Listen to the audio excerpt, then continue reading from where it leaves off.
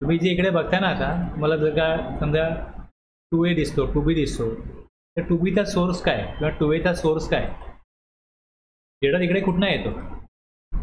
जर तुम्ही बघाल की हा 2B मध्ये डेटा कुठनं येतो, ऑटो पॉप्युलेट 2B ना 3B होतो, ITC जो आहे तो, पण डेटा 2B कुठनं येतो, हे B2B invoice.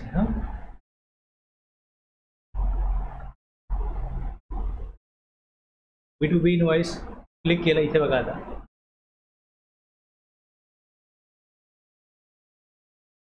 GHR 1 IFF GHR 5 आहे.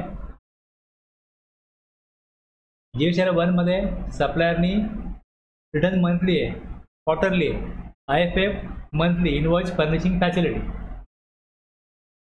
आणि GHR 5 आहे. मग GHR 5 कोणाचा असतो, हे सगळे जे प्रश्न आहेत तुम्हाला इथे याची उत्तरं मिळतील की रिटर्न कुठले कुठले आहेत. आता याच्यात तुम्ही बघाल तर याच्यामध्ये तुम्हाला सेक्शन 37 आउटवर्ड सप्लाय करताय, आणि हा जो सेक्शन 38 आहे हा आत्ता आपल्याकडे अमेंडमेंट होऊन आलेला आहे. याच्या पूर्वी हा सेक्शन जो होता 38 हा कशा प्रकारे येणार होता सेक्शन, अगोदर पण सांगितले, परत सांगतो. GHR 1 फाईल केला, याची ड्यू डेट महिना संपला कारण नेक्स्ट मंथची 10th असणार होती. त्यानंतर 11 to 15 GSTR. आता आपण जो 2A आपल्याला येतो त्या 2A मध्ये कळतं की इनवॉइस किती दाखवले. आता तुम्ही न्यूज ऐकली असेल की GSTR 1A हा गव्हर्नमेंटला काढायचा आहे. म्हणजे मागणी अशी आहे की GSTR 1 फाईल केला, मी जेव्हा 2A बघतो तेव्हा मला कळतं की माझे 5 इनवॉइस होते पण 4च दाखवले गेले, 4च दाखवले गेले. एकाकडे प्रॅक्टिकली 2 वेळा असं झालं की 5 इनवॉइस, फक्त 5 इनवॉइस होते, 4 एका पार्टीचे होते आणि दुसऱ्या पार्टीचा 1 इनवॉइस होता. ते लोक मॅन्युअली इनवॉइस GSTR 1ला भरतात. त्यांनी काय केलं, 4 इनवॉइसमध्ये जो GSTR नंबर होता तोच या 5व्यात पण टाकला, आणि या 4थ्याला काय झालं, 4च्या ऐवजी 5 इनवॉइस GSTR 2B गेले, आणि ज्याचं 1 होतं त्याला काहीच नाही आलं, आणि अमाऊंट 40 लाखाची होती. आता 40 लाखावरती ITC किती होतो, तो म्हणतो मला पण माझी लायबिलिटी भरायची आहे, मला ITC पाहिजे. सप्लायर म्हणतो अरे मी जमा केलं आहे CA कडे, त्याच्या माणसाने तिकडे काहीतरी मोठी चूक केली, मी कुठे आणून पैसे टॅक्स झाला तुला द्यायला. असे डिस्प्यूट बऱ्याच वेळा होतात, मॅन्युअल मिस्टेक होतात. याच्यावरती उपाय काय की जसा GSTR 1 झाला, हा 2A किंवा 2B डेटा आला, तर जर तिकडे 1 इनवॉइस मिसिंग आहे आणि ह्याला काय झालं, 1 इनवॉइस एक्स्ट्रा गेला, याला 1 इनवॉइस आलाच नाही, मग तो 1 इनवॉइस आपला रिजेक्ट करू देतो की हा इनवॉइस माझा नाही आहे. आणि म्हणजे या GSTR 2 मध्ये काय होतं, जे इनवॉइस राहिले असतील सप्लायरकडे टाकायचे ते रिसिपियंट टाकेल. रिसिपियंटने टाकले का GSTR 1A दिसेल कोणाला, सप्लायरला, तो ॲक्सेप्ट करेल, ही एंट्री जी जास्त आले ती ॲक्सेप्ट, आणि मग त्याप्रमाणे GSTR 1 अमेंड होईल, त्याप्रमाणे GSTR 2 मध्ये 2A मध्ये ती एंट्री अपडेट होईल किंवा हा पण इनवॉइस आलेला आहे. मग GSTR 1 मध्ये लायबिलिटी किती आहे, 1 लाख, 2 मध्ये ITC किती आहे, 80,000. मग 20,000 जे भरायचे आहेत कॅशमध्ये ते GSTR 3 मध्ये भरायचे, असं पहिले प्लॅनिंग होतं गव्हर्नमेंटचं. मग GSTR 2 नाही आला, GSTR 3 होता, तो तात्पुरता स्थगित केला होता. GSTR 3A नोटीसचा आहे म्हणून GSTR 3B काढला की 3B तुम्ही काय करा, टेम्पररी आम्हाला समराईज डेटा येईल तुम्हाला. GSTR 1ची लायबिलिटी GSTR 1 प्रमाणे 3B लायबिलिटी किती आहे, 2A प्रमाणे ITC किती आहे, डिफरन्स अमाऊंट पे करा. पण जर सप्लायरनी प्रॉपर इनवॉइस अपलोड नाही केले आणि GSTR 2A मध्ये आल्यानंतर किंवा 2B आल्यानंतर जर कळतं की माझे सप्लायरनी इनवॉइस प्रॉपर आउटपुट सप्लाय भरताना GSR 1 फर्निश केलेले नाही आहेत. तर पुढच्या महिन्यात अमेंडमेंट होईल. आता या महिन्यात मी काय करू? म्हणजे मला कॅश पैसे भरणं आलं. अशा बऱ्याच ह्युमन मिस्टेक कंप्लायन्स करणारे ते लोड खूप असतो ते करत असतात. आणि जे लोक कामं करतात ते फार काही शिकलेले नसतात. त्यांना शिकवलं एवढं की इथे ही व्हॅल्यू टाका, अशी अमाऊंट टाका, हे बघा, हे टाका, ओके, सबमिट, सेव्ह झालं, GSR 1 झाला. मग तेच सांगतो तुम्हाला मी. याच्यामध्ये प्रॉब्लेम काय होतो की ती चूक कधी कळते? टू बी आल्यानंतर कळते. मग टू बी आल्यानंतर आणि GSTR 3B फाईल करण्यापूर्वी मधला काळ जो आहे याच्यामध्ये अमेंडमेंट जर करता आली तर परफेक्ट जो राईट ITC आहे तो रिसिपिएंटला घेता येईल. म्हणून 1A पाहिजे. म्हणजे काहीतरी अशी सिस्टीम पाहिजे की ज्यातनं सप्लायर ज्या चुका रेक्टिफाय करता येईल त्याच महिन्यामध्ये 3B भरण्या अगोदर. आता सप्लायरने चुका केल्या त्या रेक्टिफाय कधी होतात? नेक्स्ट मंथच्या GSR 1ला होतात. पण 3Bचा फाईल केला आहे सप्लायरनी, रेसिपिएंटनी, त्यांना मग जसं ती परिस्थिती असेल त्या परिस्थितीप्रमाणे केलं जातं. आता बघा कसं झालं की त्यांनी 4 इनवॉइसच्या 5 दाखवले. हा काय व्यक्ती बोलतो आता मी कुठं भरू 2-3 लाख रुपये. तर हा म्हणतो की एवढी काही स्ट्रिक्टली नोटीस येणार नाही, तुम्ही ITC घेऊन टाका, नेक्स्ट मंथ अमेंडमेंट होईल. डिपार्टमेंट बघेल, काहीतरी करेल, त्यांना कळेल, तोपर्यंत तुमची अमेंडमेंट झालेली असेल, तुम्ही घ्या, एवढी रिस्क तुम्ही घ्या. म्हणजे 2Aत नाही आहे, 2Bत नाही आहे, तरी पण तुम्ही ITC घ्या. 2-3 लाखाची अमाऊंट आहे. डिपार्टमेंट तुम्हाला जेव्हा स्क्रुटिनी करायला जाईल त्यांना वाटलं तेव्हा आता लगेच करेल स्क्रुटिनी, तरी पण नेक्स्ट मंथ अमेंडमेंट होणारच आहे ना. जरी नोटीस आली तरी आपण सांगू फार मोठी अमाऊंट होती, दुसरीकडनं पे झाली केली होती, पे तर केलेली अमाऊंट दाखवायला चुकलो म्हणून घेतलं ITC. अशा मिस्टेक खूप वेळा होतात. त्यामुळे ही इंडस्ट्रीची मागणी होती की तुम्ही काय करा, आम्हाला जर GSR 1 झाला आणि टू बी प्रॉपर जर डेटा आलेला नाही आहे, अशा ज्या ह्युमन मिस्टेक झाल्या त्या रेक्टिफाय करण्याकरता मग आता 1A येणार आहे. लक्षात घ्या. याची गरज ती होती की याच महिन्यात मला ITC मिळायला पाहिजे, पुढच्या महिन्यात नाही, याच महिन्यात मिळायला पाहिजे. आत्ता कॅश भरा, पुढच्या महिन्यात कमी कॅश भरा, पण आत्ता मी कॅश कुठं आणू? छोटे व्यापारी आहेत ते म्हणतात आम्ही जसं कमवतो तसं भरतो. मोठे म्हणतात आमचा टर्न मोठा आहे, आमच्याकडे पण प्रत्येकाकडे भांडवलाची कमतरता आहे. आजचा कॅश म्हणजे टॅक्स भरा, म्हणजे जास्त भांडवल लावा. छोटे मोठे सगळ्या लोकांना भांडवलाचा प्रॉब्लेमच आहे, कोणाकडे पैसे पडून नसतात.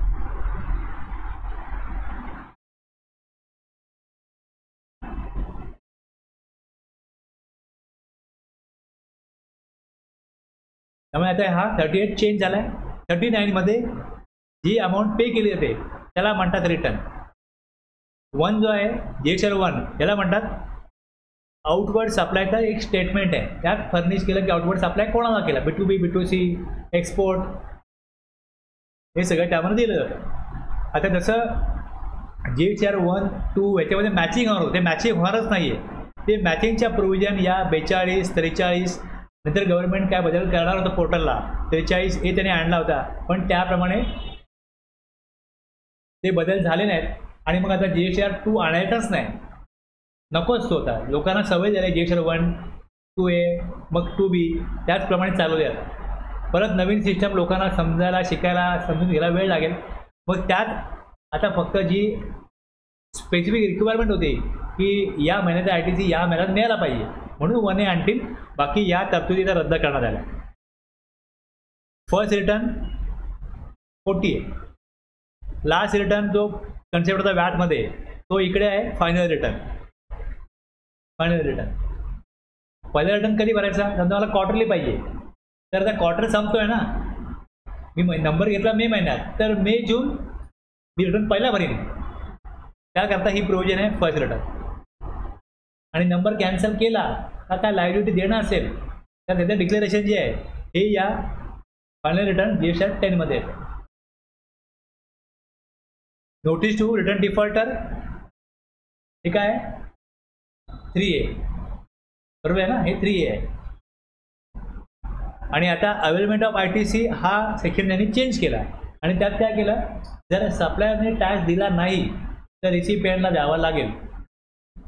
30 नोव्हेंबरपर्यंत जे फिनान्शियल इयर संपलं आहे त्यातलं काय लायबिलिटी पे करायची असेल आणि जर ती सप्लायरनी पे नाही केली कधीपर्यंत 30 नोव्हेंबर, ते पण गव्हर्नमेंट कम्युनिकेट करतं. ईमेल थ्रू मेसेज येतो. म्हणजे माझ्या 2 लोकांना क्लायंटला असे आले मेसेज की तुमच्या सप्लायरने ही अमाऊंट पे नाही केली, या इनवॉइसची तुम्ही पे करा. आणि ज्यावेळेस तो पे करेल मग तुम्ही त्याचा ITC रिअवेल करू शकता. इंटरेस्ट लागणार नाही 30 नोव्हेंबरच्या आत केलं तर. मी घेतलं ना वगैरे ITCमध्ये. तर मग 41 availment of input tax credit हा चेंज झाला आहे. 44 GSTR 9, 9A, 9B जे आहे ते हे ॲन्युअल रिटर्नचे आहे. बाकी 47 लेव्ही ऑफ लेट फीज आहे. रिटर्न संबंधित एवढे सेक्शन आहेत. आणि GST प्रॅक्टिशनर 48. 37 to 48 तुम्ही जर इथे काढलात, इथे येऊन जर का याच्यामध्ये सेक्शन बघितले, ॲक्टमध्ये आलात, चॅप्टर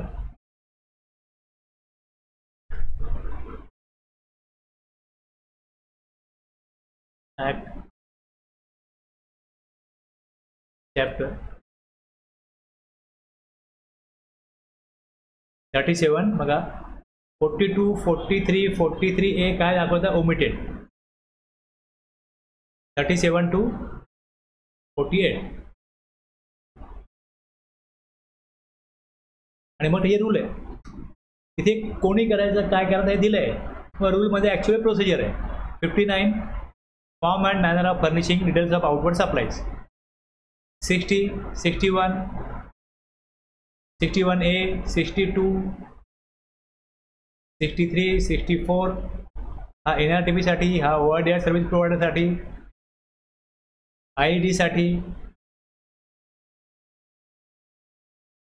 TDS, TCS, सर्टिफिकेट त्याचं, SMS फॅसिलिटी, हे सगळं जे आहे. Notice to non filers of return, आणि हे सगळे रूल बाकीचे आहेत ते काढून टाकले. बरेच रूल त्यांनी ओमिट केले.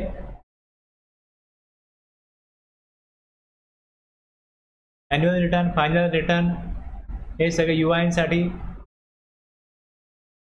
हे GST प्रॅक्टिशनर, एक्झामिनेशन, हे सगळे या प्रकारचे दिलेले. सर्टिफिकेट सरेंडर करायचं, enrolment of goods and service tax practitioner, आणि conditions of purpose of appearance, हे सगळे रूल आहेत त्याचे. रिटर्न कुठले कुठले आहेत? आता GSTR 1, 2A, 2B, 3A, 3B, 4, 4A, 5, 5A. 5 कोणाचं आहे बघा आता? NRTP. 5A ORDR services providers आहे. 6 IID चा. 6A auto drafted. जसं इथे 4ला 4A आहे, तसं इकडे 6ला 6A येतो. मग 7 सर्टिफिकेट 7A हे फॉर्म जे आहेत हे दिले. Annual return 9A, 9B, 9C. आता 9A कंपोजिशनचा बंदच केला आहे. आता 18, 19, 19 बंदच केला आहे तो. GSTR 4 आता ॲन्युअल रिटर्न केला त्यांचा. फायनल रिटर्न, आणि हा जो आहे 11वा हा UIN करतो. असे एवढे फॉर्म आहेत. आता हे एकदा तुम्ही ओव्हरव्ह्यू घेतला याचा, तर इकडे वाचाल तर तुम्हाला तेच कळेल की persons liable to furnish details of outward supply. आता आउटवर्ड सप्लाय कोण भरतो? म्हणजे ही तरतूद GSTR 1 साठी आहे. याचा रूल 59 आहे. रूल 59 आहे. त्याप्रमाणे इथे तरतूद आहे. ॲक्च्युअली प्रोसिजर रूल 59 मध्ये दिलेली आहे. 59 मध्ये आपण जे तिकडे भरताना बघितलं जे काय B2B, B2C, तेच सगळं त्या रूलप्रमाणे तुम्हाला दिसेल 59 मध्ये. आपण जे बघतो ना फॉर्म, त्यात जी माहिती बघतो ती कशी भरायची हे त्यात दिलेलं आहे. इथे आला every register person other than कोण? आता कंपोजिशन डीलर असेल, कंपोजिशन लेव्ही याच्यावरती असेल, तो क्वार्टरली स्टेटमेंट पेमेंट करतो CMP 08. इयरली GSTR 4 बनतो. याचा रूल 62 आहे. GSTR 5 करता रूल 63 आहे. GSTR 5A 64 आहे. 66A rule 65. GSTR 7, GSTR 8 त्याचे रूल आहेत पुढे. आता रूल कुठलं बघतो? 59 कोणा करता? GSTR 1 भरण्याकरता. मग हे अदर दॅन म्हटलं जेव्हा ISD GSTR 6, NRTP GSTR 5, 10 annual return GSTR 4 आणि quarterly payment CMP 08. 51 GSTR 7 TDS, 52 GSTR 8 TCS shall furnish. इथे यांना अदर दॅन म्हटलंय, हे यातनं वगळले, हे लक्षात घ्या, हे वगळले. Every registered person shall furnish electronically subject to such condition and restriction and in such form and manner as may be prescribed. म्हणजे रूल 69 प्रमाणे ही माहिती द्यायची आउटवर्ड सप्लायची. Details of outward supply good services of both effected during a tax period. कधी करायची? On the report 10. आता ह्या 10चं आपण काय केलंय? 11 केलं. आणि ते be communicated to the recipient of the said supplier. म्हणजे 2A 2B ते काय होईल? कम्युनिकेट होईल. जी इन्फॉर्मेशन GSTR 1 मध्ये सप्लायर भरेल ती त्याच्या रिसिपियंटला कम्युनिकेट होईल GSTR 2A मध्ये किंवा 2B मध्ये. वर 10 तारीख दिली आहे. The time limit for furnishing details of outward supply in form GSTR 1 has been extended to 11 day of month succeeding such tax period. हे एक्सटेंड करून 11 केलेले. अमेंडमेंट करायची आहे आता. हे पण बघा, हे सगळे रूल बदलणार होता जर GSTR 1A आला तर. आता अमेंडमेंट कसं होतं? In the registered person who has furnish detail 37(1) प्रमाणे काय केलं? आउटवर्ड सप्लायची माहिती भरलेली आहे. Any tax period shall upon discovery of any error omission. म्हणजे 5 दिवस तुम्ही 4 टाकले, 1 राहिला किंवा चुकीची व्हॅल्यू गेली, चुकीचा रेट गेला GSTचा, रेक्टिफाय सच एरर और ओमिशन इन B2B होता. तर एखादा नंबर बंद आहे ते B2C मध्ये घ्यायला लागतो, मग तो B2B मध्ये कन्वर्ट करता येतो. हे जे रेक्टिफिकेशन आहे. And shall pay the tax and interest if any in case there in a short payment of tax on account of such error और omission in the return to be furnish for such tax period. म्हणजे हे जर का काय चुकीचं भरलं गेलंय तर तुम्ही राईट अमाऊंट GSTR 3B भरा.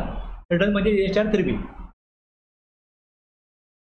काही रेक्टिफिकेशन असेल provided that no rectification of error और ओमिशन 30 नोव्हेंबर नंतर रेक्टिफिकेशन करता येत नाही. आता आपला मार्च संपला आहे, काय बदल करायचा असेल 1 एप्रिल 2023 ते 31 मार्च 2024. आता वर्ष कुठलं संपलं? 23-24.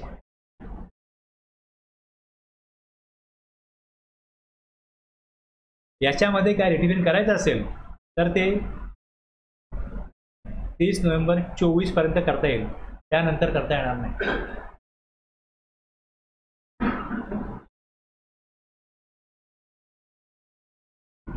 एकतर तोपर्यंत करा किंवा मग GSTR 9 जर का त्याच्या अगोदर भरला 30 नोव्हेंबरच्या अगोदर, मग त्या डेट नंतर रेक्टिफिकेशन नाही होणार. कोण भरत नाही असं. 31 डिसेंबर डेट आहे, 30 नोव्हेंबरपर्यंत जे काही करायचं काम करा. त्यानंतर GSTR 9ची डेट काय? 31 December.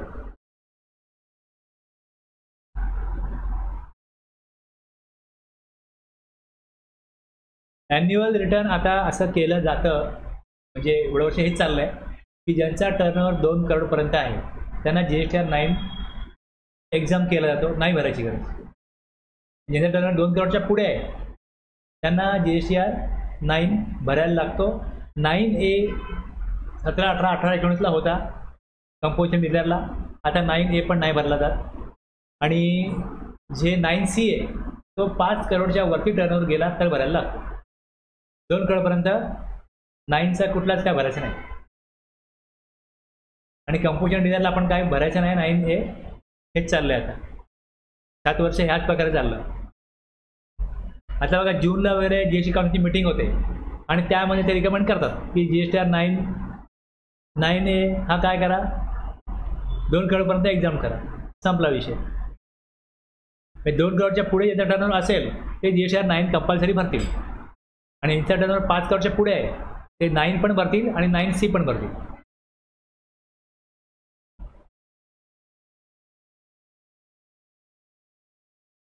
GSTR 1 cannot be furnished in certain cases. GSTR 1 केव्हा भरता येणार नाही. Registered person shall not be allowed to furnish the details of outward supply under section 37(1) for a tax period if काय म्हटलं, if the details of outward supply for any of the previous tax period has not been furnished by him. मागच्या period जर GSTR 1 नसेल भरला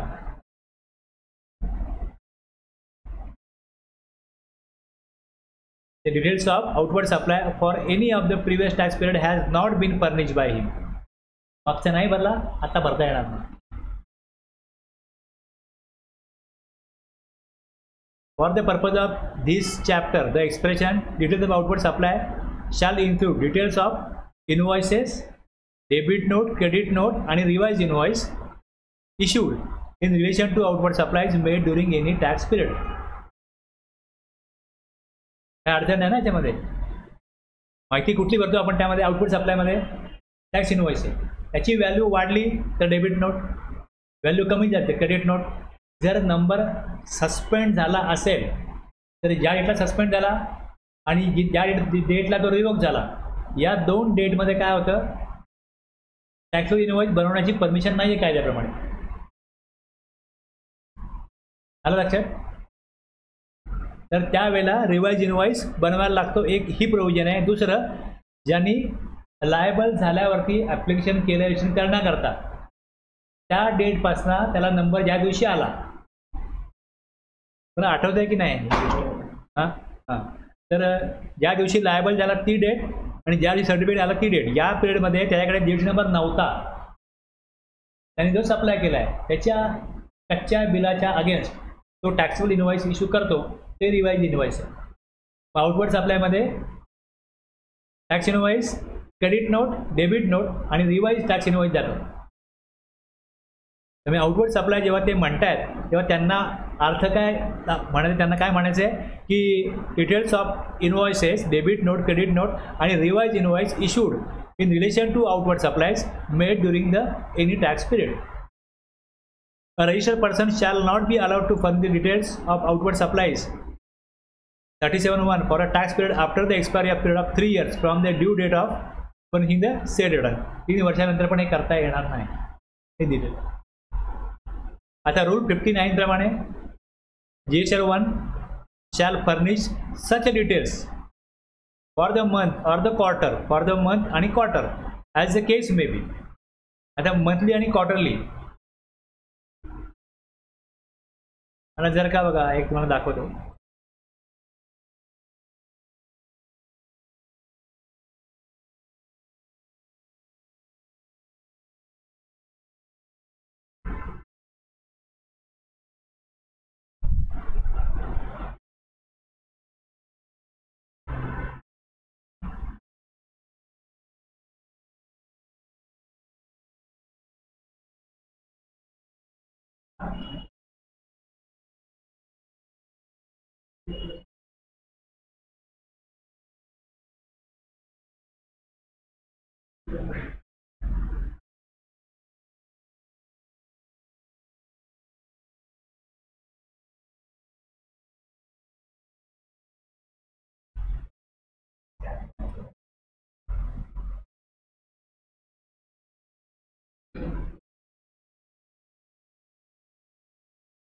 हे बघा, this invoice furnishing facility. End date काय म्हटलं? 13/5. आता एंड डेटचा अर्थ असा होतो की 13 तारखेनंतर हा ऑप्शन एक्सपायर होतो. ड्यू डेट नाही म्हटलं, एंड डेट म्हटलंय. मे हे काय म्हटलं? ऑप्शनल. म्हणजे जर रेसिपिएंटला क्रेडिट द्यायचं असेल तर B2B इनवॉइस इकडे तुम्ही फर्निश करा. Details of outward supplies furnish करा. जर 13 तारखेनंतर जर का इकडे दाखवले तर मग या महिन्यात रेसिपिएंटला क्रेडिट मिळणारच नाही. मग दाखवून उपयोग काय? मग दाखवूच नका. एंड डेट पुढच्या महिन्यात दाखवा. मग तेवी क्रेडिट त्याला पुढच्या महिन्यात मिळणार आहे तर पुढच्या महिन्यात दाखवा. हे जे QRMP स्कीम आहे, क्वार्टरली रिटर्न, मंथली पेमेंट, याच्यामध्ये इथे दाखवा अगर दाखवू नका. पेमेंट मात्र करायचे. जी लायबिलिटी येणार आहे ती मंथली पे करायची आहे. आणि जर B2B सप्लाय असेल आणि जर रेसिपिएंटला क्रेडिट द्यायचं असेल तर 13 तारखेपर्यंत इथे इनवॉइस फर्निशिंग करण्याकरता ही ॲडिशनल फॅसिलिटी दिलेली आहे, ऑप्शनल फॅसिलिटी दिलेली आहे, कंपल्सरी नाही आहे. B2Cला क्रेडिट द्यायचंच नाही. सगळं दाखवा GSR 1 भराल तेव्हा. म्हणजे GSR 1 तुम्ही इथे बघाल तर इथे जूनला GSR 1 दिसेल. काय दिसतं? Due date. पण मी जर का पहिले 2 महिने काढले, मे किंवा एप्रिल, तर इथे काय दिसतं? इनवॉइस फर्निशिंग फॅसिलिटी म्हणजे IFF facility. Invoice furnishing facility IFF म्हणतात. कळलं?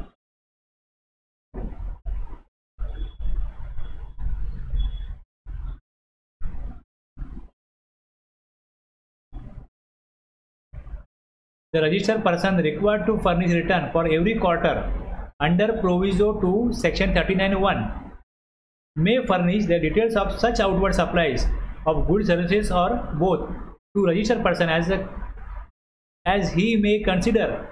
एक लिमिट दिलं ह्याला बघा, एक लिमिट दिलं आहे पहिल्या आणि दुसऱ्या मंथमध्ये quarter up to cumulative value 50 lakhs in each of the month एवढे टाकायचे. एकंदरीत किती? आता बघा कसं केलंय, हे असं का केलंय?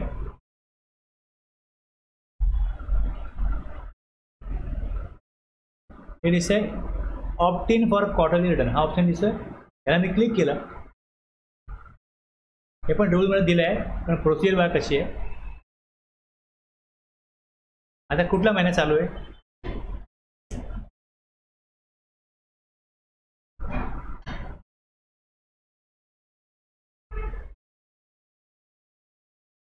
चोवीस 25 सर्चला क्लिक केलं. महिना कुठला चालू आहे? हा एप्रिल, मे, जून. हे रिटर्न क्वार्टरली आता आहे, दिसतंय ना क्वार्टरली आहे. 24-25 ऑक्टोबर, आता हे क्वार्टरली आहे, याला मला मंथली करता येईल. हे चेंज केव्हा बघा, इथला मी चेंज नाही करू शकत कारण जूनला आलो आहे मी. आता पुढचा जो क्वार्टर आहे जुलै, ऑगस्ट, सप्टेंबर, म्हणजे गव्हर्नमेंटने काय केलं आता की ज्यांचं aggregate turnover up to 5 crore आहे ते मंथली किंवा क्वार्टरली, जोपर्यंत टर्नओव्हर 5 करोडच्या पुढे जात नाही तोपर्यंत रिटर्न फाईल मंथली करा किंवा क्वार्टरली करा, दोन्ही चालू.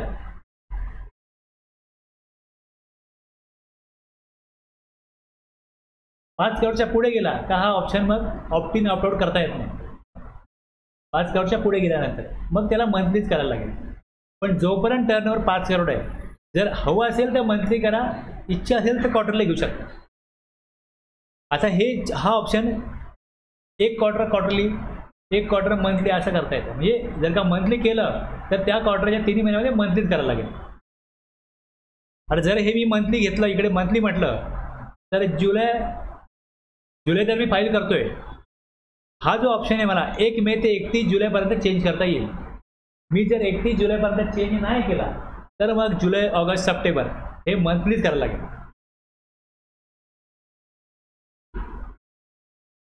आता जून बघा, ते क्वार्टरली घेतलं आहे मी, रिटर्न फाईल केला मार्चचा, मी म्हणेन एप्रिलचा, एकदा एप्रिलचा फाईल केला का मे, जून पण तुम्ही काय करा जर त्याचं मंथलीच करा. आता मी जर चूज केला क्वार्टरली आणि इकडे हा जो पिरियड आहे 30 एप्रिल हा क्रॉस झाला, मग आता क्वार्टरलीच करायला लागेल. मला वाटतं अरे 30 एप्रिल आपण मंथली करू, या वर्षापासून नाही करता येत. 30 एप्रिलपर्यंत मला चेंज करता आला असता. एप्रिलपर्यंत मी सप्लाय केला आणि मला असं वाटतं ते मंथली करायला पाहिजे आपण आपलं रिटर्न फ्रिक्वेन्सी. 30 एप्रिल नंतर चेंज नाही करता येत. रिटर्न जरी नाही भरला तरी चेंज नाही करता. एकदा मे महिना आला का एप्रिलचा रिटर्न जर इथे क्वार्टरली ऑप्शन चूज केला आहे पहिल्यापासून, क्वार्टरलीच घ्यायला लागेल, मंथली नाही करता येणार.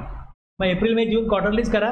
आता जर मला मंथली करायचं आहे तर मला 1 मे ते 31 जुलै हा पिरियड दिलेला आहे, यात मी चेंज करू शकतो. मग हा पिरियड गेला म्हणजे एकदा का हा पिरियड आला 1 ऑगस्ट तर हा ऑप्शन ॲक्टिव्ह होईल. मग मी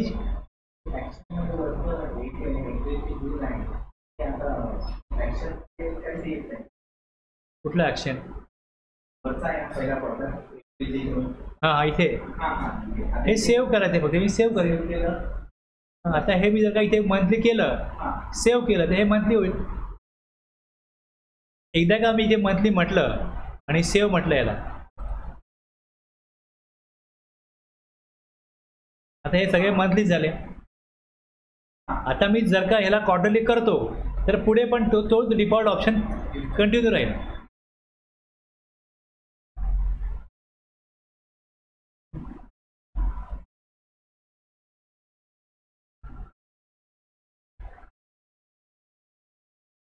services return opt in for quarterly return. त्याला क्लिक केलं, झालं ना मंथली. आता मी याला क्वार्टरली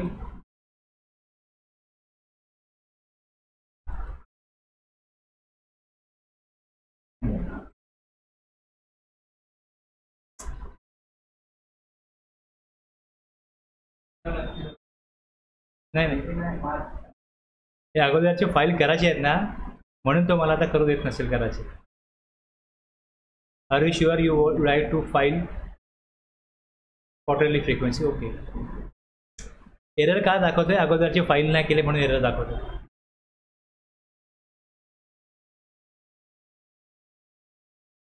हे कधी चेंज करता येतं. आता हे काय झालंय, हे रिटर्न नाही भरलेले, बघायलाच.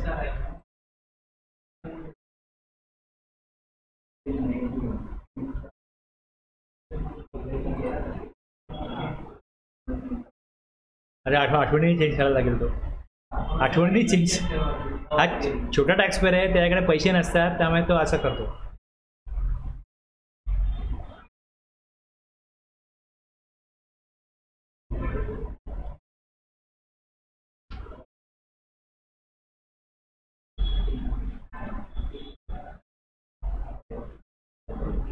यांनी मार्चचं फाईल नाही केलं, मार्च एप्रिल मे काही फाईल नाही केलं, आणि त्यांनी मला हे मात्र चेंज करून दिलं. आता परत चेंज करू देत नाही.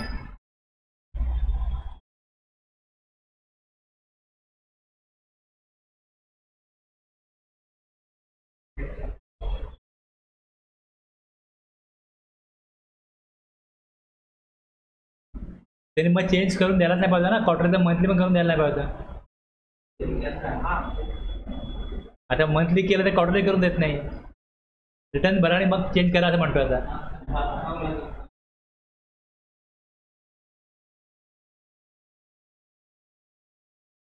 ठीक आहे, सर बघू. तर हां, नाही तर मग नी रिटर्न फाईल करायला लागते. दर महिन्याला बघतोच आम्ही, तो पिरियड निघून गेला मग त्याचे 2 रिटर्न करायला लागतील. त्याच्या बऱ्या वेळा नंबर कॅन्सल व्हायची वेळ आली ना का तो भरतो बरोबर.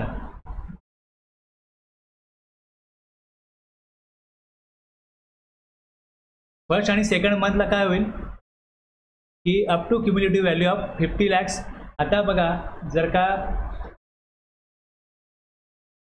50 लाख पहिल्या महिन्यात गेले, दुसऱ्या महिन्यात 50 लाख गेले, तिसऱ्या महिन्यात पण 50 लाख गेले, तर किती झाले 3 महिन्याचे?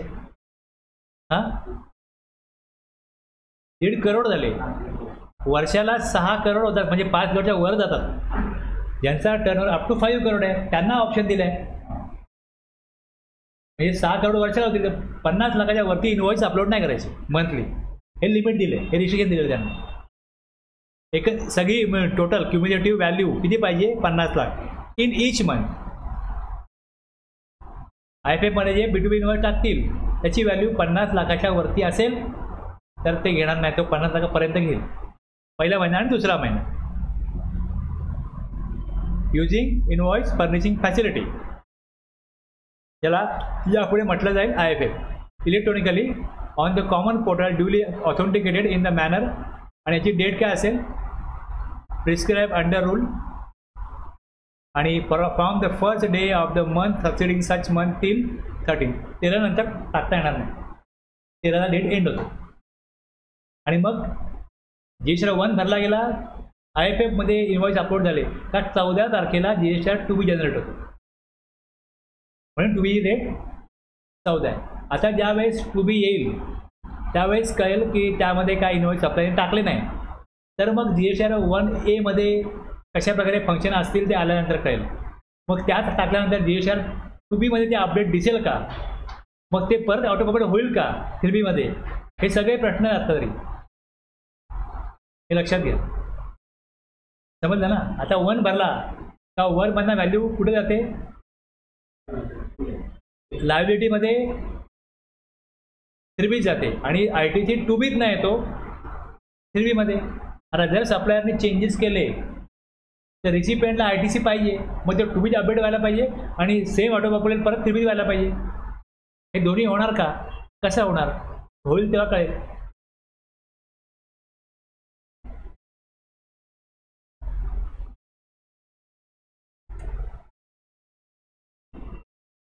The details of outward supplies furnish using IFF for the first and second month of a quarter शाल not be furnish in form GSR 1. जे तिकडे दाखवलेत ना, मग GSR 1 ते घेऊ नका.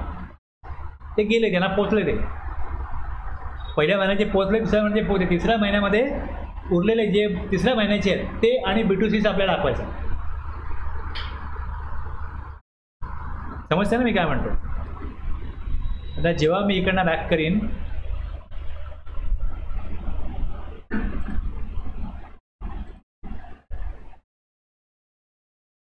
माझ्याकडे 3 महिन्यात मिळून 10 इनवॉइस असतील.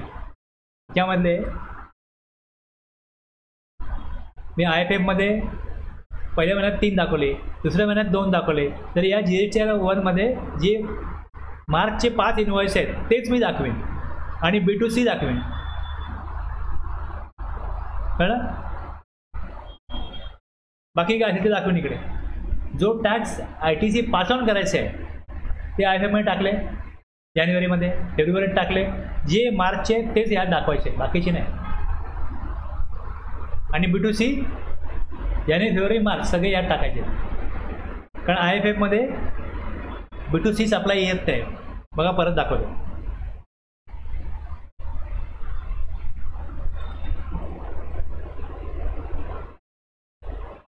इथे किती कॉलम आहेत बघा IFF मध्ये. हे आहे 9B क्रेडिट डेबिट नोट आणि 9 पाहिजे सप्लाय. हे 3च कॉलम आहेत. पहिले हा पण नव्हता तेव्हा 2च होते. ठीक आहे. म्हणजे इनवॉइस आणि डेबिट क्रेडिट नोट हे यात दाखवायचं.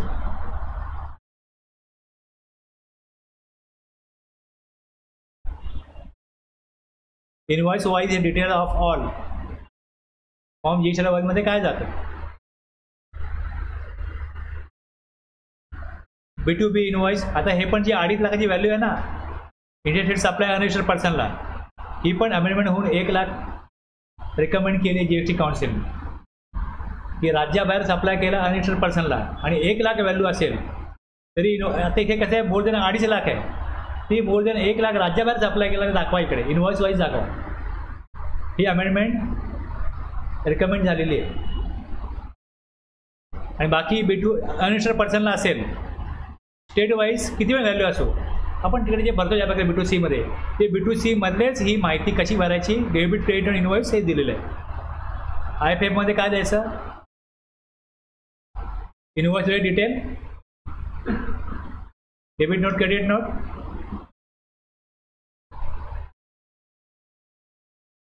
आता बघा काय restriction for filing of GSR 1 आणि IFF. रिस्ट्रिक्शन केव्हा येईल, a registered person shall not be allowed to furnish the details of outward supplies of goods, services or both. 37 म्हणजे GSR 1 जे मंथली फायलर आहे, if he has not filed the return, GSR 3 जर भरला नसेल तर GSR 1 भरता येणार नाही. मागच्या महिन्याचा GSR 3 भरला नसेल तर 1 भरता येणार नाही. मला माहिती आहे फक्त रूलमध्ये कुठे आहे हेच वाचतोय म्हणतात. त्यात नवीन तुम्हाला काही कळत नाही, जे कळलं आहे तेच कुठे आहे एवढंच बघतोय. आणि जो रिटर्न क्वार्टरली फाईल करतो, registered person required to furnish return for every quarter under the provision section 39(1) मध्ये प्रोव्हिजन आहे त्यानुसार क्वार्टरलीचा ऑप्शन मिळतो. Shall not be allowed to furnish the details of outward supply of goods or services or both. जर GSR 1 file नाही केला तर मग 3B फाईल नाही करता येणार.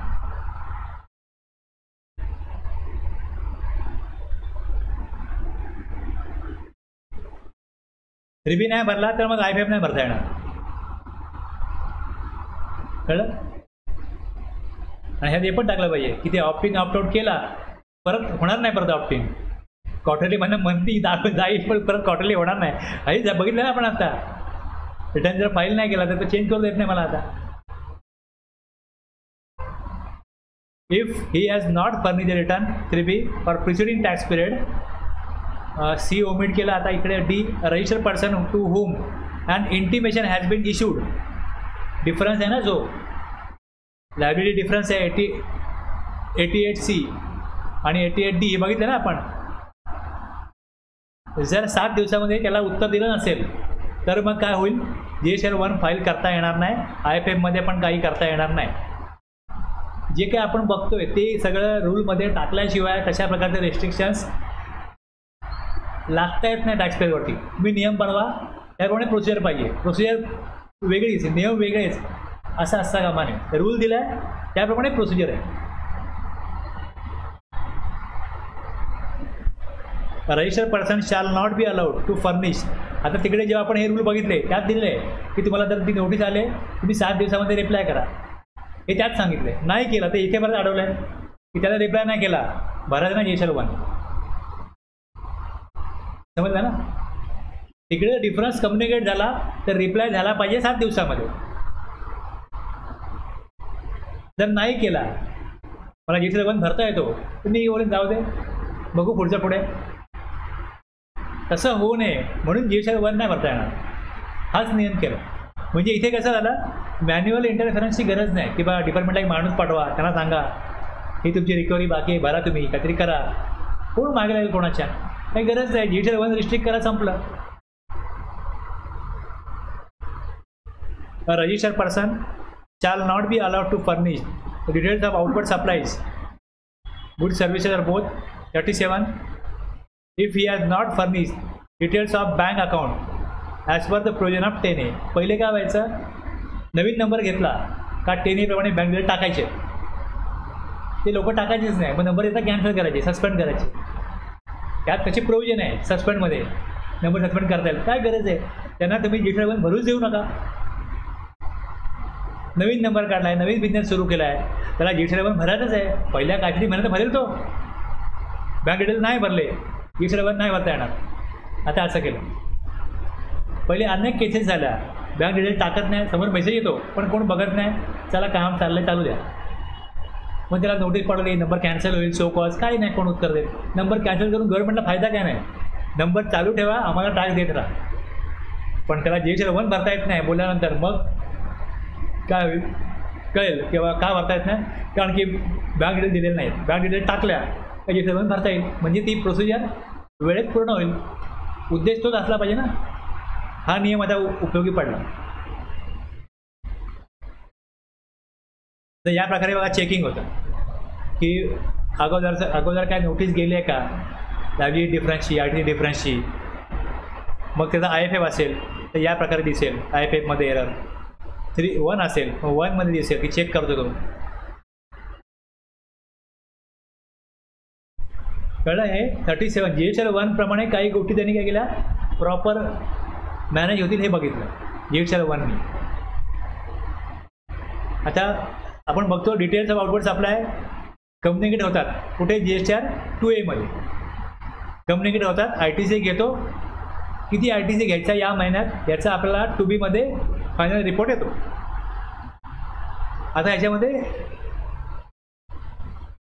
38 मध्ये त्यांनी जे असे यांनी फ्रॉड नंबर काढला आहे की ITC पास ऑन करायचं आहे, ॲक्च्युली माल द्यायचेच नाही, बिलिंग बनवायची आहेत, नवीन नंबर काढला आहे. मग तशा लोकांना कंट्रोल करण्याकरता गव्हर्नमेंटनी ही प्रोव्हिजन केली क्लॉज B मध्ये. इथे काय प्रोव्हिजन आहे की details of outward supply in respect of which such credit cannot be availed whether wholly or partly by the recipient on account of the details of the said supplier being furnished. JSR 1 भरला पण इथे काय म्हटलंय, prescribe, सगळीकडे prescribe prescribe prescribe. त्यांनी हा section बनवला आहे. उद्देश काय याचा, आता कसं झालं बघा, JSR 1 भरल्याशिवाय 3B भरता येत नाही, 3B भरल्याशिवाय 1 भरता येत नाही. हे सगळं केलं, हे पूर्वी नव्हतं. ओके, नुसते JSR 1च भरायचे, 2A ITC जायचा, 3B भरायचे नाही. ते 3B भरला तर टॅक्स त्यात दाखवायचीच नाही. काय JSR 1ला 1 करोड ITC पास ऑन करायचा आणि 3B 0 रिटर्न करायचा, असे लोक करायचे. मग त्यांनी आता सेक्शन 41 आणला, रूल 37A आणला. डिफरन्स असेल JSR 1 3B तो कम्युनिकेट करायला लागले. असे बरेच उपाय गव्हर्नमेंटने केले.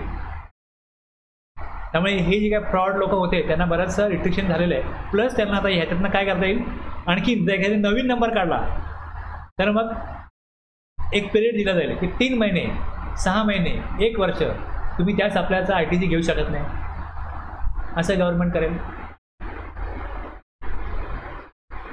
अशा वेगवेगळे ऑप्शन त्यांनी ठेवलेत पण अजूनपर्यंत ते प्रिस्क्राईब नाही केले. म्हणजे जर का सेक्शन 38 रिस्ट्रिक्ट करत नसेल तर ITC घेऊ शकतो. 17(5) रिस्ट्रिक्ट करत नाही, 38 रिस्ट्रिक्ट करत नाही तर ITC इलिजिबल आहे. जर इन्व्हर्ट सप्लाय घेतला बिझनेस फक्त इलिजिबल आहे. पण अजून 38चा इफेक्ट काय लागू झालेला नाही.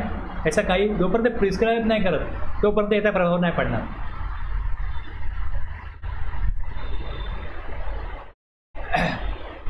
रूल 60 नवीन पुढचा जो आहे तो invert supply. Form and manner of ascertaining details of inward supply.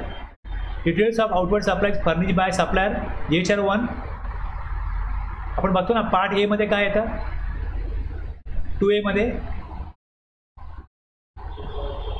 इथे 2A आहे, कंपोजिशनमध्ये 4A आहे, आणखीन इकडे 6A आहे. या फॉर्ममध्ये ती माहिती जाते जी कोणाकडे आहे, GHR 1 मध्ये फर्निश केली आणि ती कम्युनिकेट होईल रिसिपियंटच्या 2A मध्ये, 4A मध्ये आणि 6A मध्ये. जर 2A मध्ये बघाल तर 2A मध्ये परत 4 पार्ट आहेत. एक part A, part B, part C, part D, 4 part आहेत. ए मध्ये काय येतं, B2B सप्लाय येतो. बी मध्ये काय येतं, ILD क्रेडिट येतं. सी मध्ये काय येतं, TDS TCS. आणि कस्टममधनं काही इम्पोर्ट केलं असेल तर कस्टममधला डेटा जो आहे किंवा सेजमधला इम्पोर्ट ऑफ गुड्स किंवा सेजमधला कुठे येतो, डी मध्ये येतो. दाखवू का परत, हां आहे ना लक्षात.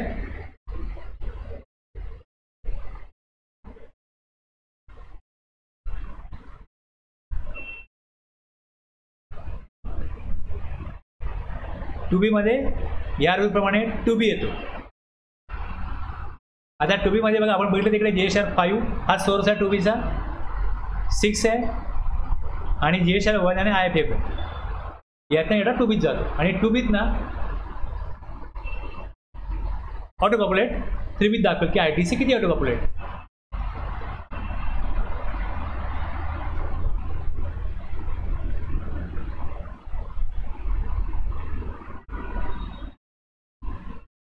आता जो सेक्शन 39 आहे, पहिल्यांदा रिटर्न हा मंथलीच होता, क्वार्टरली नव्हताच. रिटर्न हा मंथलीच होता आणि पोर्टलला गडबड झाली. छोटे टॅक्सपेअर गव्हर्नमेंटवरही नाराज झाले. मग गव्हर्नमेंटनी पहिल्यांदा जो क्वार्टरली रिटर्न फाईल दिला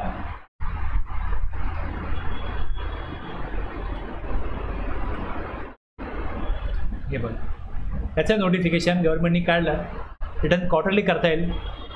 त्यामध्ये काय दिलं, आता क्वार्टरलीची जर प्रोव्हिजनच नाही आहे. आत्ता आपण जे बघतोय की सेक्शन 39(1) प्रोव्हिजन क्वार्टर रिटर्नवर, हे पहिले काय नव्हतं.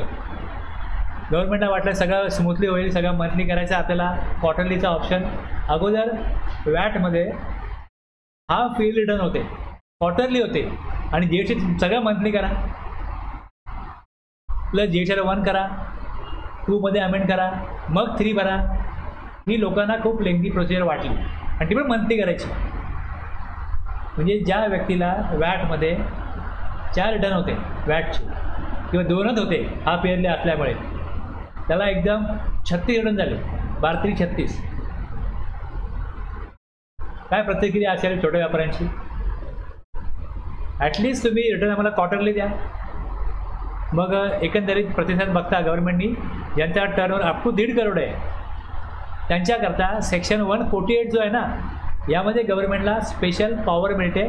सेक्शन 148 जेव्हा कधी कुठेही अशा प्रकारे तरतूद नसेल तेव्हा सेक्शन 48 गव्हर्नमेंट वापरू शकतो, ज्यातनं स्पेशल प्रोसिजर दिली जाऊ शकते.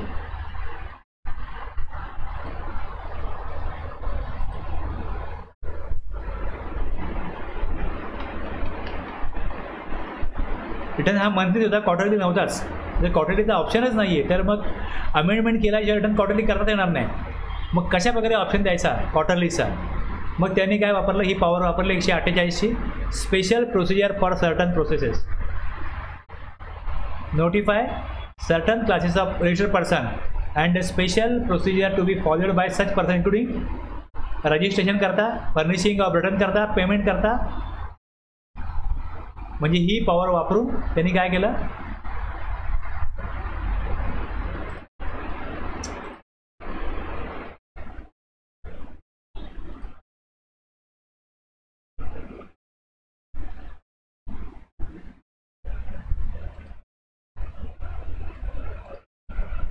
हे काढलं. कधी काढलं हे? 9 ऑक्टोबर 2019ला. रिटर्न क्वार्टरली करू शकता, क्वार्टरली करा. ज्यांचा टर्नओव्हर 1.5 करोडपर्यंत आहे त्यांना GSTR 1 पण क्वार्टरली, 3B पण क्वार्टरली आणि पेमेंट पण क्वार्टरली. आता QRMP स्कीम आहे तो प्रकार वेगळा आहे. याच्यामध्ये अशा प्रकारे त्यांना द्यायला लागलं. म्हणजे ज्या धाडसाने GST कायदा लागू केला, पण बाकी सिस्टम आणि सिस्टम हाताळणारी माणसं तयार नव्हती. त्यामुळे सरकारला या प्रकारे ही प्रोविजन वापरून करा क्वार्टरली. आता क्वार्टरली करायला लागली रिटर्न, तर रिसिपियंटला ITC मंथली मिळत नव्हता. माझा रिटर्न क्वार्टरली, मी क्वार्टरली करेन, मंथलीचा मला ऑप्शनच नाही. तुम्ही जा गव्हर्नमेंटकडे. अशा मोठे डॉक्टर बोलायला लागले. आम्ही काय करू? आमचा बिझनेस छोटा आहे, आम्हाला रिटर्न क्वार्टरली करायचं आहे, आम्ही क्वार्टरली करणार. मग ITC आम्ही काय करू? आम्ही भरले पैसे तुमचे, दाखवला GSTR 1मध्ये. म्हणून मग असं आलं की IFF आलं. गव्हर्नमेंटला सगळ्यांना सांभाळायचं आहे, छोट्यांना पण नाही मोठ्यांना पण. घ्या तुम्ही return quarterly up to 5 crore, 1.5 crore काय 5 करोडपर्यंत क्वार्टरली रिटर्न फाईल करा, पण टॅक्स मंथली पे करा. यात मंथली पेमेंट नव्हतं GSTR 3Bचं पेमेंट, पण मग क्वार्टरली रिटर्न म्हटलं का पेमेंट पण क्वार्टरली करायचे. QRMP स्कीममध्ये कसं आहे, मंथली पेमेंट आहे, रिटर्न क्वार्टरली करा. आणि IFF तुम्हाला करत असेल तर करा, नाही केला आम्ही करायला सांगत नाही, आम्हाला पैसे हवेत पैसे द्या, मंथली पैसे द्या, रिटर्न क्वार्टरली करा. म्हणजे यामध्ये कसं झालं, गव्हर्नमेंटला पण मंथली पैसे मिळतात. जे मोठे कोण हे असतील रिसिपियंट त्यांना ITC पाहिजे, बसा त्याच्या डोक्यावरती आणि सांगा IFFमध्ये टाकायला इन्व्हॉइस, मला ITC मिळेल. आम्ही दिला ऑप्शन आणि पेमेंट मंथली करायचं. म्हणजे सरकारचं झिरो टॅक्सपेअर, मोठे टॅक्सपेअर सगळ्यांच्या यातनं काय झालं, त्यांनी बेनिफिट सगळ्यांचा करून घेतला की गव्हर्नमेंटला टॅक्स मंथली पाहिजे, रिसिपियंटला टॅक्स ITC मंथली पाहिजे आणि झिरो टॅक्सपेअरला करा रिटर्न तुम्ही क्वार्टरली. म्हणजे हा क्वार्टरली असून काय नसून काय सारखाच आहे. IFF भरला म्हणजे जो भरेल तो पैसे मागणारच आहे, पेमेंट मंथली करत आहे, पैसे मागणारच आहे. अर्धी माहिती आता भरा, मग B2C क्वार्टरली भरा, काम तेवढंच झालं ना, डबल काम होतं उलटं. बरेच लोक काय म्हणतात मंथलीच भरा, आपलं भरा मंथलीच, एक क्वार्टरली करण्यापेक्षा. हे लागू झालं. आता या प्रकारे हे आलं. आणि आत्ता जे नवीन क्वार्टरली रिटर्न आपण बघतोय आता, हे 1 जानेवारी 2021 पासून आलं QRMP. आता याच्यामध्ये काय केलं गेलं यांना, जेव्हा या प्रकारे QRMP स्कीम दिली, त्यात ही जी काय राज्य आहेत यांना 22 तारीख दिली आणि महाराष्ट्र राज्यामध्ये 22मध्ये आहे आणि काय राज्यांना 24 तारीख दिली. मंथली रिटर्न 20 तारीख ड्यू डेट, क्वार्टरली 22, काय राज्यांना 24. म्हणजे पोर्टलला जास्त ट्रॅफिक होऊ नये म्हणून असं केलं. रिटर्न फाईल 20, 22 आणि 24पर्यंत करा. कोणी 15ला करत नाही, 16ला कोणी करत नाही, 18ला कोणी करत नाही, 19, 20लाच होतं मंथलीचं काम. ते झालं का मग 21, 22लाच होणार क्वार्टरली आणि 23, 24लाच होणार क्वार्टरली जे आहे ते. सगळं रेडी केलं आहे, पेमेंट पाठवा, आम्ही रिटर्न फाईल करतो. तुम्हाला मिळेल आहे ना 3 दिवस, पाठवतो, उद्या संध्याकाळी पाठवतो. असं करून 20 तारखेलाच तो पाठवा.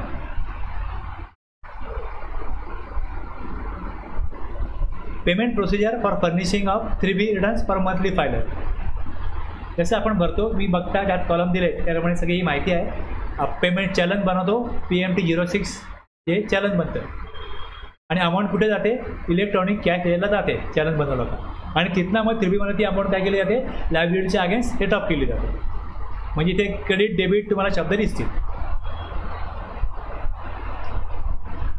क्वार्टरली जे आहे, या क्वार्टरलीमध्ये पण असा ऑप्शन आहे की जेव्हा मी पेमेंट करायला जातो पोर्टलला, ज्यावेळेस पेमेंट करायला जातो,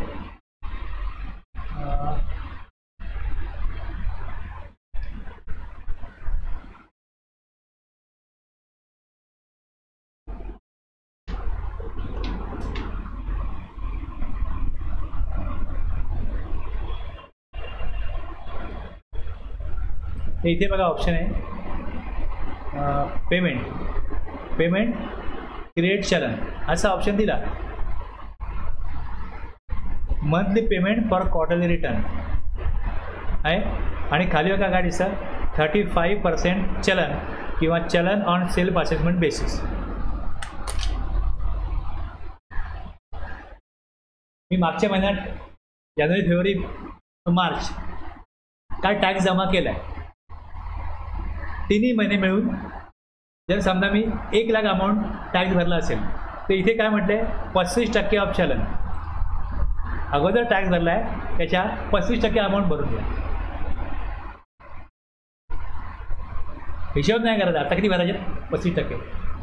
समजा ते 1 लाख मागच्या ऑर्डरला भरले आणि आता मला जर का 70 किंवा 80,000 असतील तरी पण 35,000 भरले तरी चालतं. कारण तुम्ही सांगितले 35% मागच्या एवढे भरलेत त्याच्या द्या. पण मागच्या महिन्यात मी 10,000च भरले किंवा 1 लाख भरले, आत्ता मला 10,000च आहे तर इथे येईल 35,000 येईल. मी 1 लाख भरले, आत्ता लायबिलिटी माझी 10,000चीच आहे या महिन्यात. मागच्या क्वार्टरमध्ये 1 लाख सप्लाय झाला, या क्वार्टरमध्ये या महिन्यात 10,000 सप्लाय झाला. हां, मग ऑप्शन दिला आहे की आयदर ते करा किंवा मग तुम्हाला जेवढा टॅक्स देणं आहे तेवढं भरा. ज्याचा आसपास चालला आहे तो घेऊ शकतो की अंदाजे भरा किंवा ॲक्च्युली हिशोब करा आणि भरा. दोन्ही ऑप्शन घेता येतात. आणि समजा आता इथे काय होईल, गव्हर्नमेंटला पहिल्या महिन्यात टॅक्स कमी मिळेल, दुसऱ्या महिन्यात कमी मिळेल, तिसऱ्या महिन्यात जो ॲक्च्युअलमध्ये आहे तो देणंच आहे ना. इंटरेस्ट काही गव्हर्नमेंट मागत नाही की पहिल्या महिन्यात तुम्ही ॲक्च्युअली कमी भरला, दुसऱ्या महिन्यात पण कमी भरला आणि तिसऱ्या महिन्यात जो डिफरन्स आहे तो सगळा तुम्ही तिसऱ्या महिन्यात पे केला तर इंटरेस्ट लागत नाही. खाली बघा, as per law no interest shall be levied for the selected month if payment is made by 25th. Payment कधी करायचं 25ला. IFFमध्ये इनवॉइस टाकले 13पर्यंत. GSTR 3B जो मंथली फायलर आहेत त्यांचा होऊन जाईल 20ला, तुम्ही 25पर्यंत पेमेंट भरा सावकाश.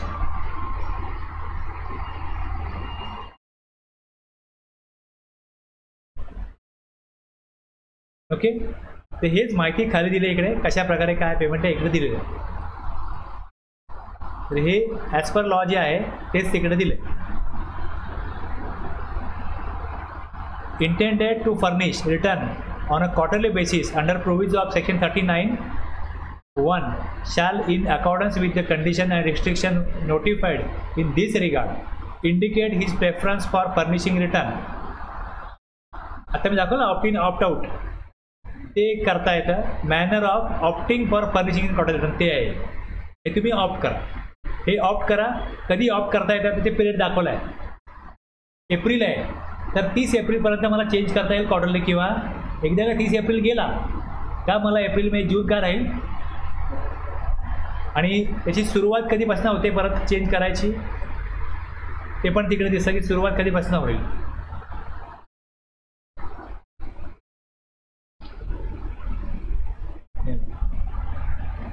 एप्रिल 30 एप्रिलला पुढे करू शकत नाही, पण जर का मला एप्रिल मे जूनचं करायचं आहे तर 1 फेब्रुवारीपासून करू शकतो. लास्ट डेट 30 एप्रिल आहे.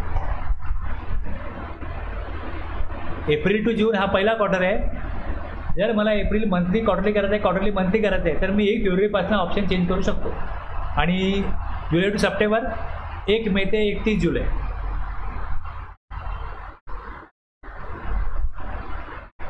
डिसेंबर आहे तर मग इथे 1 ऑगस्ट ते 31 ऑक्टोबर.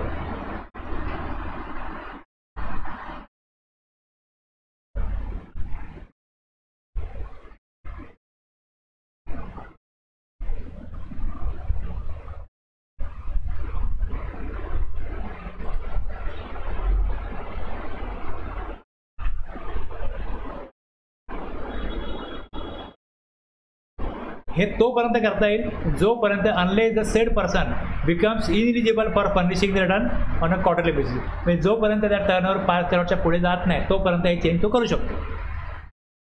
किंवा तो or opts for furnishing the of return on a monthly basis.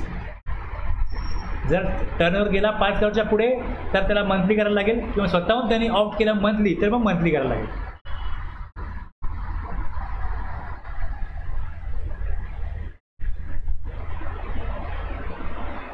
A registered person whose aggregate turnover exceeds 5 crore during the current financial year shall opt for furnishing of return on a monthly basis from first month of the quarter succeeding the quarter during which his aggregate turnover exceeds 5 crore. आता हे पेमेंटसाठी payment of taxes, discharging of tax liability.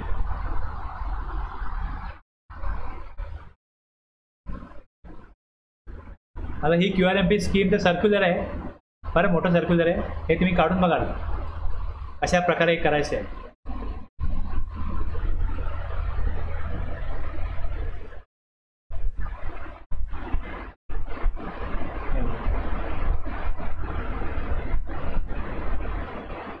एवढंच हे notification आहे. Circular इकडे आहे, circular 143/13/2020.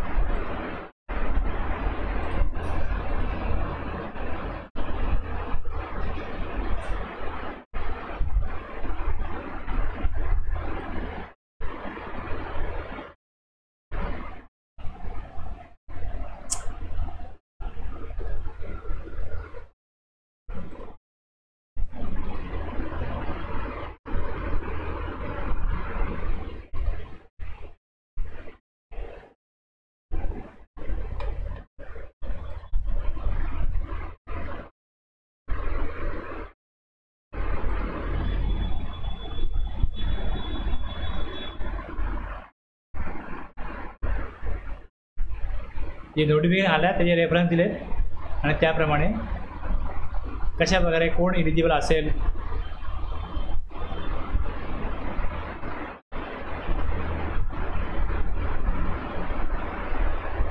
कशा प्रकारे किती अमाऊंट भरायची मंथली, क्वार्टरच्या एंडला किती भरायचे, सगळं एक्झाम्पल मार्फत सगळं दिलेलं आहे. ओके.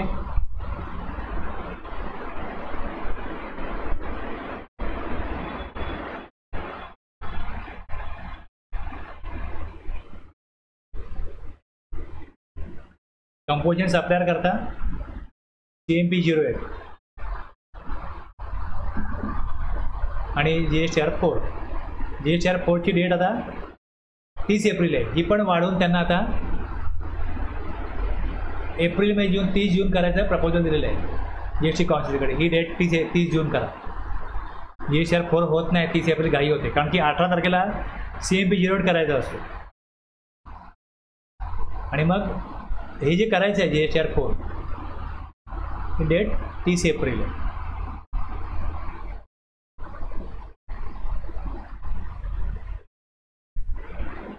TDS हा 39(3) प्रमाणे येतो, रूल 66 प्रमाणे येतो,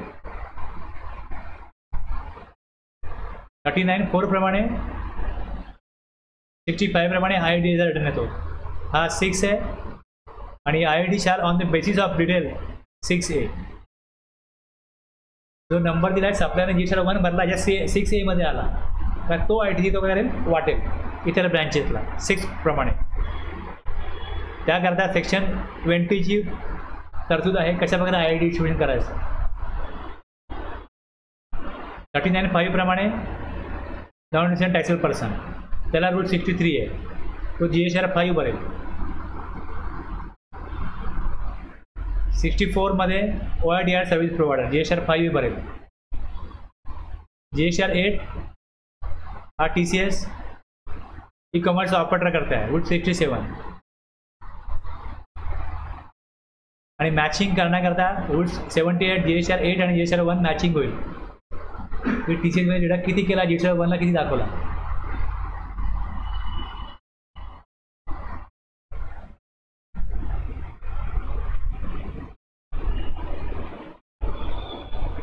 SMS पाठवतात ना, manner of furnishing of return. SMS पाठवून जर न्यू रिटर्न करायचा असेल तर त्याकरता मग हे घेत आहेत. Forester person who is required to furnish nil return 39(1)3B CMP08 SMS पाठवून हे करतायत 57A मध्ये. कसा पाठवायचा, काय पाठवायचा बघायचं असेल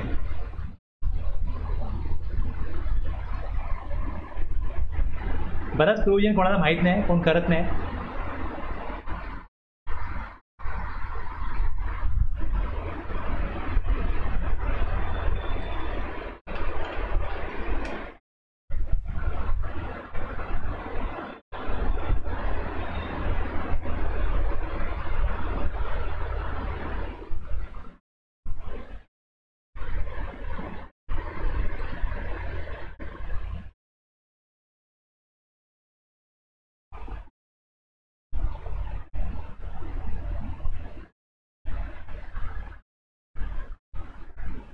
दिसतंय कुठे SMS चा?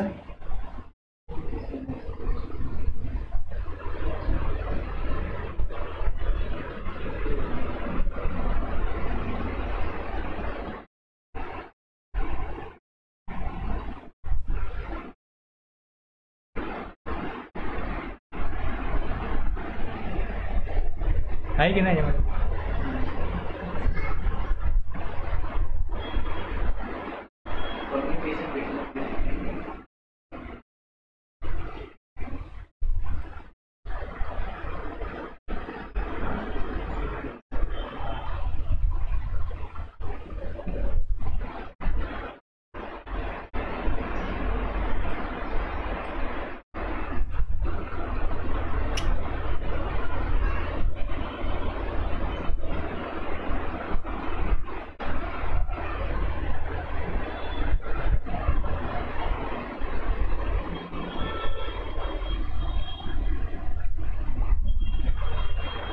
याच्यामध्ये अपेक्षित आहे.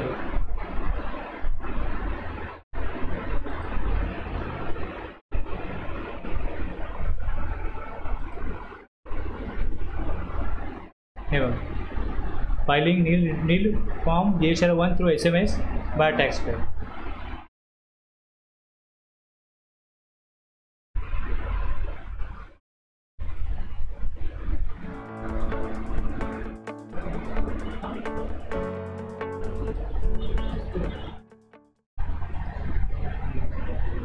As declared earlier, no credit or debit notes to be declared or amended, or no details of advances received to be declared or adjusted. Any authorized signatory can file nil form GSTR 1 through SMS on behalf of the taxpayer. In case you need any assistance to file nil form GSTR 1 through SMS, you can send SMS in specified format as help space R1 to 14409. Once you send the SMS, GST portal will send back response message on the same mobile number with the SMS format. The SMS format for filing nil form GSTR 1 for a GSTIN for the period is shown in the specified format.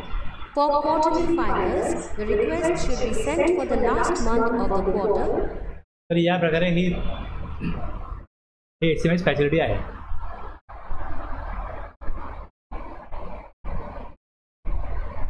Return केव्हा भरता येणार नाही. GSTR 1 नाही file केला previous tax पिरियडचा तर 3B नाही भरता येणार. Wien return cannot be filed after the expiry of 3 years.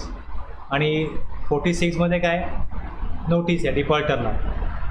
3A मध्ये रूल 68 प्रमाणे सेक्शन 40 आहे फर्स्ट रिटर्न. ओके, 41 तुम्हाला मी सांगितलं आहे जे ITC घेताना, आणि 45 फायनल रिटर्न आहे. मी 45 मध्ये इकडे आलो. यात लायबिलिटी काय असेल तर ती कळवायची असते गव्हर्नमेंटला नंबर कॅन्सल झाल्यानंतर.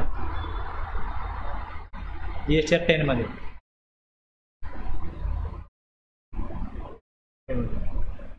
फायनल रिटर्न यात काय टॅक्स देणं लागत असेल तर ती द्यायची. मी 18/6 घेता तेव्हा सांगितलं नाही फायनल रिटर्न. आणि आता हे जे आहे लेट फीस आणि हे हा पेमेंट ऑफ टॅक्समध्ये घेतलं आहे. हे काय घेतलं आहे? लेवी आणि लेट फीस. इकडे मी दाखवतो. ठीक आहे, एवढं संपलं आपलं. हे कसं एकदा तुम्हाला कळलं पाहिजे कुठे काय प्रोव्हिजन आहे. तुम्हाला जेव्हा गरज वाटेल तुम्ही काढा, डिटेलमध्ये वाचा आणि करा. कारण किती पण जरी मी आता सांगितलं तरी तुम्हाला जेव्हा काम कराल त्या परत रेफर करावंच लागेल. ते त्यामुळे